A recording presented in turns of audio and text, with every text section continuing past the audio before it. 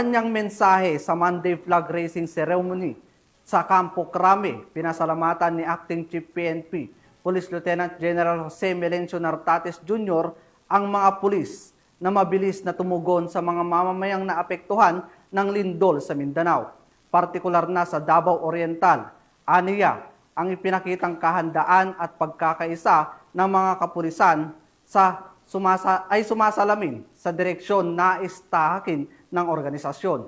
Binigyang diin din ni Police Lieutenant General Nartates ang pagpapatupad ng PNP Focus Agenda bilang gabay sa pagbuo ng bagong PNP para sa bagong Pilipinas na nakatuon sa tamang pamamahala ng yaman, kapakanan ng mga kapulisan at pinaigting na operasyon laban sa illegal na droga, loose firearms, terorismo at cybercrimes.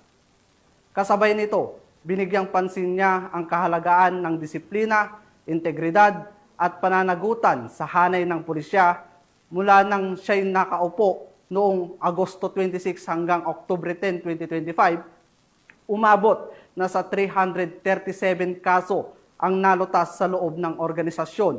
Patunay ang seryosong kampanya laban sa katiwalian.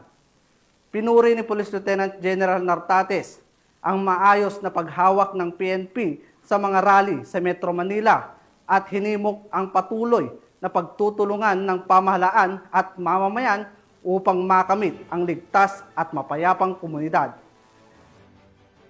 Ng pagpapalakas ng samahan at disiplina ng hanay ng kapulisan, binati rin ni Acting Chief PNP ang mga kalahok mula sa NCRPO sa katatapos na MPOC Challenge, lalo na ang Manila Police District na tinanghal na kampyon. Bilang halimbawa ng pagkakaisa at husay sa koordinasyon. Sa pagtatapos ng kanyang mensahe, muling iginiit ni Police Lieutenant General Nartates na ang pagbabago ng PNP ay nagsisimula sa bawat pulis na may malasakit, disiplina at integridad.